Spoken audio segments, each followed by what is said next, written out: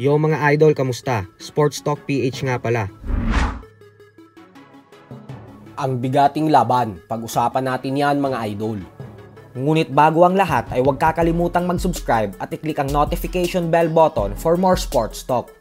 So nagkaharap na nga po sa kauna-unahang pagkakataon kanina lamang ang former Unified WBC and WBA Welterweight World Champion Kit One-Time Thurman at ang current WBC Junior Middleweight World Champion Sebastian Fundora sa kick-off press conference sa Los Angeles, California. At katulad nga po sa inaasahan ng lahat, ay muling naging madaldal si Thurman. Ayon sa kanya ay respetado niya daw ang ginawang pagtalo ng 2 beses ni Sebastian Fundora kay Team Tszyu dahil si Fundora na daw ang gumawa ng trabaho para sa kanya nang dahil sa naudlot nilang sagupaan.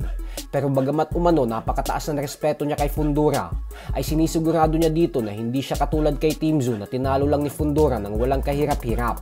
Dahil tandaan umano natin na lahat umano ng naging kalaban niya ay pinahirapan niya. Ultimo daw na ang legendary fighter na si Manny Pacquiao ay dumaan muna sa butas ng karayom bago siya nito nagawang talunin. Bukod dyan ay sinabi din ni Thurman na sa katunayan umano ay kaya niya talagang i-knockout ang lahat ng fighters na hinarap niya. Sadyang nawala lang daw talaga yung killer instinct niya dati kaya humihingi umano siya ng pasensya sa mga tagahanga niya. Gusto niya lang daw ipaalam sa mga fans na hindi niya sinubukang i-knockout ang mga fighters na katulad kila Manny Pacquiao, Sean Porter at Danny Garcia. Pero ngayon umano ay binalik niya na ang killer instinct niya. Kaya makakaasa na daw ulit tayo ng mga knockout na panalo galing sa kanya. Dagdag pa ni Thurman na pag siya daw ang lumalaban ay kahit sino pa ang itapat sa kanya ay garantisado umano na hindi dapat palampasin ng mga fans dahil nagbibigay daw siya lagi ng matinding aksyon sa tuwing sumasampa siya sa ibabaw ng lona. Habang si Fundora naman ay sinabing nagsisikap daw talaga siya ng husto sa training camp na ito para lang masigurado na mananatili siya sa tuktok ng boxing. Alam niya umano na isa sa mga top pound for pound fighter si Thurman sa nakaraan. Pero sa palagay niya umano ay lipas na ang panahon ni Thurman at panahon niya na ngayon para maging mukha ng boxing. Kaya naman wag po natin papalampasin ang kanilang world title fight sa October 25. Target ni Thurman maging isang ganap na 2-division world champion. Habang si Fundora naman ay gustong idagdag ang pangalan ni Thurman sa listahan ng kanyang mga tinalong kampyon.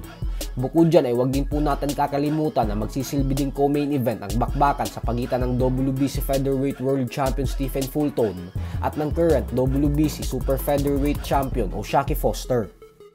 Samantala, sinabi naman nga po ng former undisputed lightweight world champion Devin Haney na hindi daw siya lumalaban para sa pera at bagkus lumalaban umano siya para sa legasiya dahil gusto niya umanong mapasama ang kanyang pangalan sa listahan ng mga legendary fighters. Kaya naman sisiguraduhin niya umano na tatalunin niya ang current undefeated WBO welterweight champion Brian Norman Jr.